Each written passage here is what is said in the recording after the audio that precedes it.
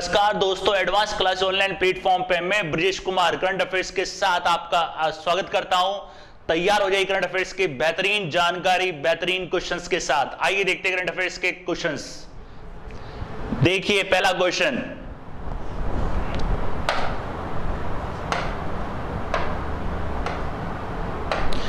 देखिए आयुष्मान भारत दिवस कब मनाया जाता है? यह मनाया जाता है दोस्तों 30 अप्रैल को। याद रखिएगा, यह मनाया जाता है 30 अप्रैल को। इसके बारे में डिटेल से भी थोड़ा सा बता देता हूं आपको।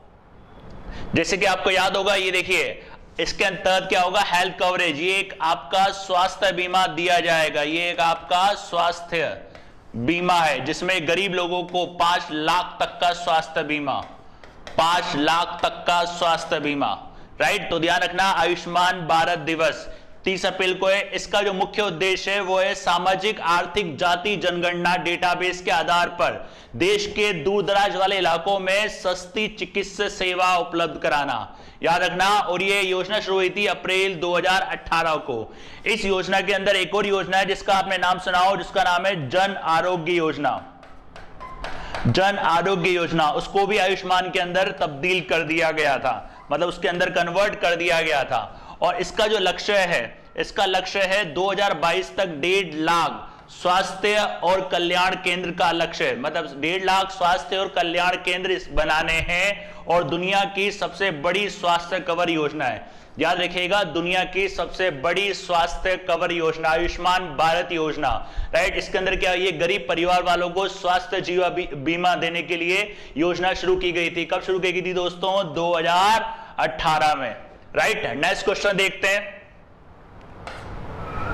नेक्स्ट क्वेश्चन देखिए, किसे नया वित्त सचिव बनाया गया है? फाइनेंस सेक्रेटरी, वित्त सचिव, यह बनाया गया है टीवी सोमनाथन को। याद रखना, टीवी सोमनाथन। टीवी सोमनाथन जो है ये अजय भूषण पांडे का स्थान लेंगे, जो आपके पूर्व में वित्त सचिव थे। तो अभी किसको बनाया गया लेटेस्ट? टीवी सोमनाथन को नया वित्त सचिव, फाइनेंस सेक्रेटरी ऑफ इंडिया, नया finance secretary of India TV Somanathan, और ये अजय भूषण पांडे का स्थान लेंगे, राइट। अगला क्वेश्चन देखते हैं दोस्तों। नेक्स्ट क्वेश्चन देखिए, नेक्स्ट क्वेश्चन देखिए, किस आईआईटी संस्था द्वारा भारत का पहला 3D प्रिंटेड घर बनाया गया है? तो आपको नाम से मालूम पड़ रहा होगा, ये सारे जहां पे इनका नाम है वहीं इनके वो भी है। ये खड़गपुर, ये आपका खड़गपुर, और तो ये वाला जो है आपका, ये है आपका IIT Madras, Indian institute of technology Madras. अभी 3D घर क्या होते हैं इनके बारे में बता देता हूं। ये इस प्रकार का एक 3D हाउस है जो लगभग 5 से 7 दिन में बनके तैयार हो जाता है। ये आईआईटी मद्रास द्वारा बनाया गया 3D प्रिंटेड हाउस, और इसके अंदर जो टेक्निक यूज की गई है वो है दोस्तों, याद रखिएगा, 3D printed technique, 3D printed technique. अब ये जो मतलब आपके हाउस हैं, ये आईआईटी मद्रास की एक कंपनी है जिसका नाम है टवास्टा मैन्युफैक्चरिंग सॉल्यूशन। ये आईआईटी मद्रास की एक कंपनी है, टवास्टा मैन्युफैक्चरिंग सॉल्यूशन। उसने ये आवास बनाया है, और ये जो आवास है ये मदद करेंगे प्रधानमंत्री आवास योजना के लिए, प्रधानमंत्री आवास योजना। ये योजना आई थी दोस्तों आपकी जून 2015 में। याद रखिएगा, जून 2015 में। इसका जो उद्देश्य है वो है देश के प्रत्येक नागरिक का खुद का पक्का घर, देश के प्रत्येक परिवार का, देश के प्रत्येक परिवार का खुद का पक्का घर,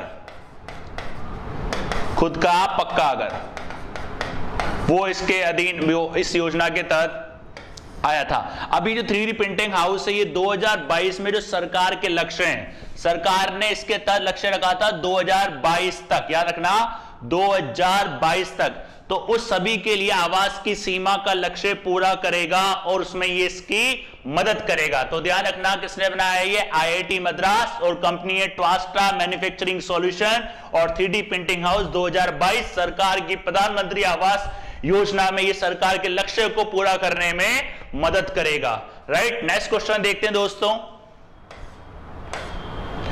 नेक्स्ट क्वेश्चन देखिए, पायलट माइकल कॉलिंस कौन थे? यह आपके अमेरिकी अंतरिक्ष यात्री थे जिनका हाल ही में निधन हो गया है। हाल ही में निधन हो गया है। याद रखना, अमेरिकी अंतरिक्ष यात्री जिनका हाल ही में निधन हो गया है। राइट, ये थे आपके अंतरिक्ष यात्री। तो ये जो थे आपके अमेरिकी अंतरिक्ष यात्री थे अपोलो 2 मिशन के लिए कमांड मॉड्यूल पायलट थे ये, जिन्होंने 1969 में 3 मैन अपोलो मिशन, 3 मैन, याद रखना 3 मैन अपोलो मिशन में इन्होंने कमांड मॉड्यूल, इसमें से एक ये थे कमांड मॉड्यूल, और चंद्रमा पर चलने वाले पहले व्यक्ति नील आर्मस्ट्रॉन्ग और बज एड्रिन, चंद्रमा पर चलने वाले पहले व्यक्ति भी इसके साथ थे। कौन से थे ये? ध्यान रखना, अपोलो 2 मिशन के अंदर कमांड मॉड्यूल पायलट, क्या ये हैं आपके अमेरिकी अंतरिक्ष यात्री। राइट, अमेरिकी अंतरिक्ष यात्री।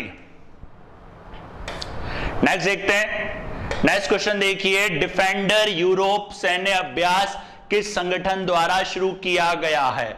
यह संगठन है दोस्तों नाटो, याद रखिएगा NATO, north Atlantic treaty organization, north Atlantic treaty organization, और इसको हिंदी में बोलते हैं उत्तरी अटलांटिक संधि संगठन, उत्तरी अटलांटिक संधि संगठन। इसकी स्थापना हुई थी दोस्तों 1949 में, और इसका जो मुख्यालय है वो है बेल्जियम में। याद रखिएगा, इसका मुख्यालय है बेल्जियम में, ब्रुसेल्स बेल्जियम में। और इसकी खास बात है, दुनिया का सबसे महंगा मुख्यालय, दुनिया का सबसे महंगा मुख्यालय है इसका, सबसे महंगा मुख्यालय। याद रखना, यह संगठन केवल रक्षा में सहयोग करता है, यह संगठन केवल रक्षा के क्षेत्र में ही सहयोग करता है, और अमेरिका की इसके अंदर लगभग 22% की हिस्सेदारी है। यह मतलब सबसे बड़ा बहुराष्ट्रीय सैन्य अभ्यास है डिफेंडर यूरोप, याद रखना डिफेंडर यूरोप सैन्य अभ्यास। राइट, डिफेंडर यूरोप सैन्य अभ्यास किसके द्वारा किया गया? ये नाटो के द्वारा। 1949 में इसकी स्थापना हुई थी। यूएनओ दोस्तों याद है इसे आपको 1945, सार्क की स्थापना 1985 में, और ब्रिक्स की स्थापना 2006 में। यूएनओ का मुख्यालय न्यूयॉर्क के अंदर पड़ता है। सार्क की जो स्थापना हुई थी वो हुई थी बांग्लादेश में, लेकिन वर्तमान में इसका मुख्यालय काठमांडू नेपाल में। ब्रिक्स का कहीं मुख्यालय नहीं है, 2006 में इसकी स्थापना हुई थी। इसके बारे में और डिटेल से देख लेते हैं। ये देखिए डिफेंडर यूरोप 2021, यार हाँ, डिफेंडर यूरोप 2021 संयुक्त राज्य अमेरिका और अन्य देशों के हजारों सैन्य बल इसमें हिस्सा लेंगे। ये आपके बहुराष्ट्रीय मल्टीनेशनल सैन्य अभ्यास, याद रखना मल्टीनेशनल बहुराष्ट्रीय। इसमें 18,000 सैनिक और 26 देशों से मित्र राष्ट्र और बल इसमें हिस्सा लेंगे। और ये ध्यान रखना, विश्व युद्ध के बाद पहला बड़े पैमाने पर किया जाने वाला सैन्य अभ्यास है डिफेंडर यूरोप 2021। याद रखना किसके द्वारा? नाटो के द्वारा। ये रहा डिफेंडर यूरोप 2021 नाटो के द्वारा। राइट, नेक्स्ट देखते हैं।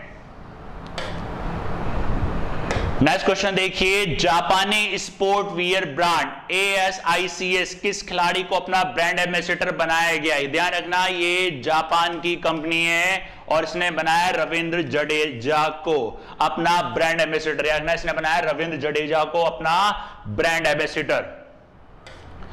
ये देख सकते हैं आप रविंद्र जडेजा, ये आपको याद हो Chennai super kings allrounder player Ravindra Jadeja. और इसके अगर पहले एम्बेसडर की बात करें वो थे आपके टाइगर श्रॉफ, पहले एम्बेसडर थे दोस्तों टाइगर श्रॉफ। नेक्स्ट क्वेश्चन देखते हैं।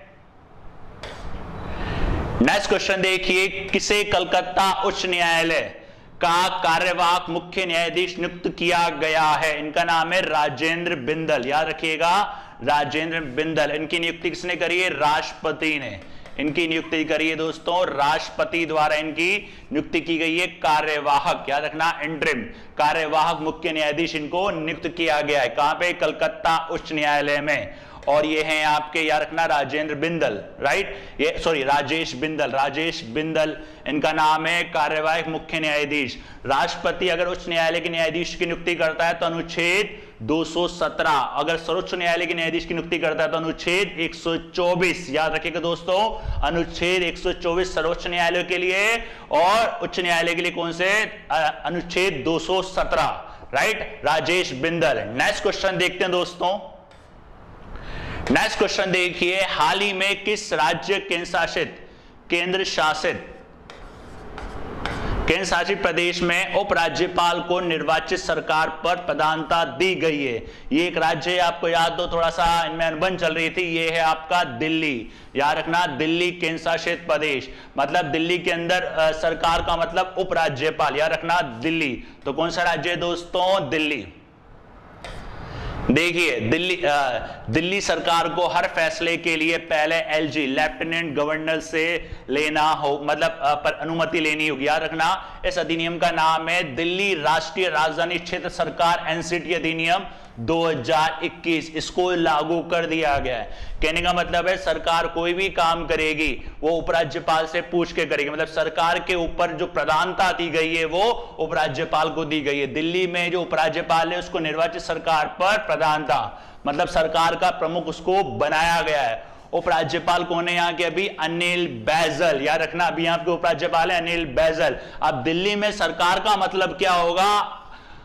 उपराज्यपाल। सरकार का मतलब होगा उपराज्यपाल। देखो क्या होता है, दिल्ली को छोड़कर जितने भी केंद्र शासित प्रदेश हैं उसमें 239 लागू है, अनुच्छेद 239 उसके अंदर लागू है, याद रखना। लेकिन दिल्ली के अंदर कौन कौन से हैं? दिल्ली के अंदर हैं 239A और 239AB, डबल ए और डबल बी। ये बनाया गया था कब? 59वें संविधान संशोधन के तहत। कहने का मतलब है जितने भी केंद्र शासित प्रदेश के उपराज्यपाल हैं उनमें से दिल्ली के उपराज्यपाल की शक्ति बाकी के राज्य उपराज्यपालों से थोड़ी ज्यादा होती है, तो वो उसका वर्णन इनके अंदर है 239AB और 239A के अंदर। ये संशोधन कब हुआ था? 69 संविधान संशोधन के तहत। याद रखना, दिल्ली एक विधानसभा युक्त केंद्र शासित प्रदेश है, राइट। और इसके अंदर अनुच्छेद इसके लिए बनाया गया था 239AA, 239A और AB, राइट। तो अब कौन सा राज्य याद रखना दोस्तों? दिल्ली। नेक्स्ट क्वेश्चन देखते हैं। नेक्स्ट क्वेश्चन देखिए, किस बैंक द्वारा digital banking platform merchant stack launch किया गया है? यह बैंक है दोस्तों आपका ICI, याद रखिएगा ICI। इसकी फुल फॉर्म है इंडस्ट्रियल क्रेडिट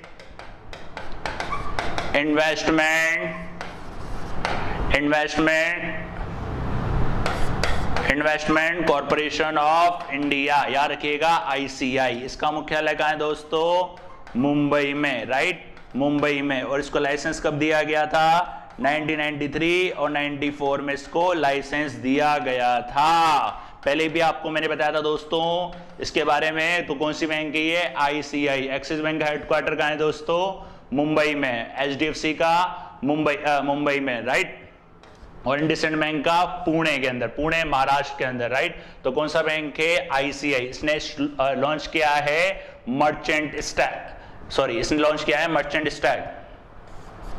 ये मर्चेंट स्टैक विशेष रूप से खुदरा व्यापारी जो रिटेल बिजनेसमैन है उनके लिए एक ही मंच पर, उनके लिए एक डिजिटल प्लेटफॉर्म और संपर्क रहित बैंकिंग मंच इनको प्रोवाइड किया जाएगा। उसके अंदर जो फैसिलिटीज होगी, चालू खाते की फैसिलिटीज, क्रेडिट सुविधाएं इसके अंदर होगी, डिजिटल स्टोर प्रबंधन इसके अंदर कर सकते हैं, डिजिटल स्टोर प्रबंधन आदि की सुविधाएं इसके अंदर दी जाएगी। कौन सी फैसिलिटीज है? मर्चेंट स्टैक, याद रखिएगा मर्चेंट स्टैक।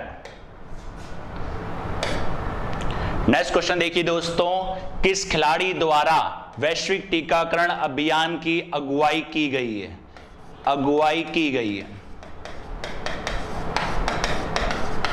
याद रखना, इनका नाम है डेविड बैकम। ये आपके याद हो फुटबॉल प्लेयर है, David Beckham football player, right. Rafael Nadal tennis player, Cristiano Ronaldo जानते हो फुटबॉल के लिए, लियोनेल मेसी फुटबॉल के लिए। किसको बनाया गया है? डेविड बैकम को। ये आपके यूनिसेफ के, ये दोस्तों याद रखना यूनिसेफ होता है the United nation children fund, इसको बोलते हैं द यूनाइटेड नेशन